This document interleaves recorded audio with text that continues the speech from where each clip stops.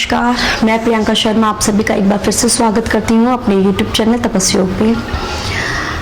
एक बार क्लास प्रारंभ होने से पहले मैं सभी से विनती करूँगी, सभी आंखें बंद करें, मन को एकाग्र करें, पूरा ध्यान अपने श्वासों पर केंद्रित करें और मन ही मन मेरे साथ साथ गायत्री मंत्र का उच्चारण करें।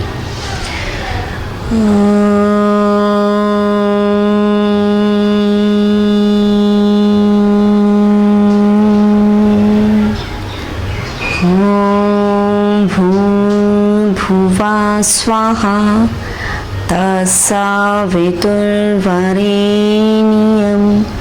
भर्गो देवस्य धीमहि धियो यो नः प्रचोदयात्।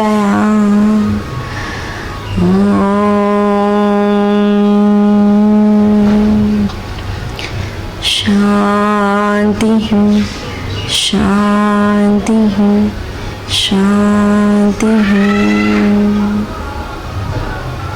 समय लेते हुए धीरे धीरे पलकें झपकाते हुए आंखों को खोलें। सभी को नमस्कार, सभी को हरिओम। आज हम पढ़ेंगे चित्त की भूमियों के विषय में। इससे पहले मैंने आपके सामने काफी बार वर्णन किया है महर्षि पतंजलि द्वारा चित्त की वृत्तियों के बारे में, जैसे कि योग की परिभाषा पतंजलि के सूत्र में दी गई है, चित्त वृत्ति निरोधे। चित्त क्या होता है? आपका मन, बुद्धि, अहंकार, इनको अंतःकरण भी कहते हैं, इसको कहते हैं चित्त। और वृत्तियां क्या होती हैं? जो आपके मन में भावनाएं आती हैं, जो विचार आते हैं, उनको कहते हैं वृत्तियां। जब इनका निरोध हो जाता है, जैसे कि हमारा जैसे समुंदर होता है, उसके ऊपर तरंगे उठती हैं, लहरें उठती हैं, वो ऊपर से इतना अशांत लगता है, लेकिन जितने जितने आप अंदर गहराई से जाएंगे उतना ही वो आपको शांत दिखेगा। इसी प्रकार से आपका मन है, आपकी जो वृत्तियां हैं, आप जितने आप बाहरी रूप से आपका मन चंचल दिखता है सांसारिक जितने भी वस्तु उनको भोगने के लिए, लेकिन आप अंदर से अगर अपने आंतरिक मन को जानेंगे वो उतना ही शांत होगा, जैसे कि समुद्र की गहराई होती है। आज हम इसी प्रकार से जो हमारी प्रकृति है, हमारी प्रकृति तीन उस पर हमारा जो संसार है तीन प्रकृति पर बेसिस है, सत्व, रजस और तमस, सात्विक, राजसिक और तामसिक, तीन प्रकृति बताई गई है। इसी प्रकार से चित्त की भूमियां हैं, इन तीन प्रकृति पर बेस्ड है। चित्त की भूमियां 5 प्रकार की बताई हैं। डायरेक्टली जो पतंजलि योग सूत्र है उसमें कहीं भी चित्त की भूमियों का वर्णन आपको नहीं मिलेगा। ये महर्षि व्यास द्वारा महाभाष्य में आपको इसका वर्णन मिलेगा। 5 भूमियां बताई हैं। सबसे पहले क्षिप्त, फिर मूढ़, विक्षिप्त, एकाग्र और निरुद्ध। अगर हम बात करें सबसे पहले मूढ़ अवस्था की, तो मूढ़ भूमि है, उसमें क्या है? ये तमस प्रधान है।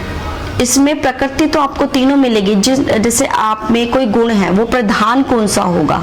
वो तमस प्रधान है। और इसमें जो विशेषता बताई गई है, इसमें जैसे जो इस प्रकृति के व्यक्ति होंगे वो बहुत आलस्य, निंद्रा और हमेशा अंधकार की ओर जाना, नीचता उनके काम होते हैं, नीच प्रकृति की उनकी बिल्कुल प्रवृत्ति नीच होती है और हमेशा काम, क्रोध, आलस्य से भरे हुए होते हैं। इस प्रकार से मूड की अवस्था बताई गई है। फिर अगर हम क्षिप्त की बात करें, क्षिप्त रजस प्रधान होती है।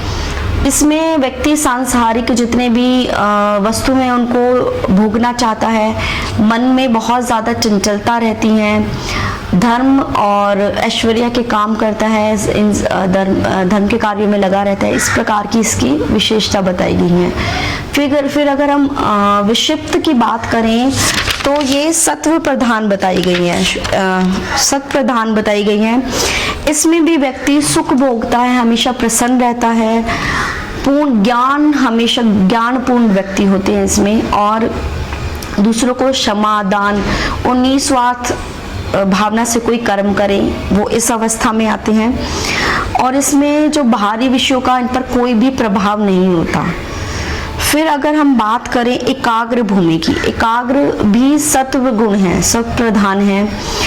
ये कहा जाए कि ये एक तरह से संप्रज्ञात समाधि की, संप्रज्ञात समाधि यहाँ से शुरुआत हो जाती है और योग की शुरुआत यहीं से हो जाती है। इसमें मन एकाग्र होता है, मन की चंचलता यहाँ खत्म हो जाती है एकाग्र में। फिर अगर हम बात करें निरुद्ध अवस्था की, और उससे पहले हमने एकाग्र में जितने भी पंचकलेश की बात करी हमने, पंचकलेश भी इसमें धीरे धीरे क्षीण हो जाते हैं, मतलब खत्म हो जाते हैं।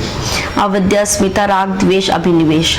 फिर अगर निरुद्ध अवस्था की बात करें तो निरुद्ध जो भूमि है इसमें सत्व, रजस, तमस तीनों से ये बाहर चली जाती है। और कहा जाए तो सत्व, रजस और तमस तीनों ही गुण निरुद्ध हो जाते हैं और यहाँ से असंप्रज्ञात समाधि की शुरुआत हो जाती है, जिसमें योगी किसी भी प्रकार के बाहरी सांसारिक वो वस्तुओं से अट्रैक्ट नहीं होता और ना अच्छे ना बुरे अपनी ही धुन में रहते हैं, किसी भी चीज़ का उन पर कोई भी प्रभाव नहीं होता, निरुद्ध जो अवस्था है। तो इस प्रकार से हमने आज महर्षि व्यास द्वारा बताई गई क्षिप्त, विक्षिप्त, मूढ़, एकाग्र, निरुद्ध, ये 5 अवस्थाएं बताई गई और इन 5 अवस्था का मैंने वर्णन किया। जो ये 5 भूमियां हैं चित्त की, इस बात का ध्यान रखेंगे। और अगले हम फिर से एक नए टॉपिक के साथ आपसे मिलते रहेंगे।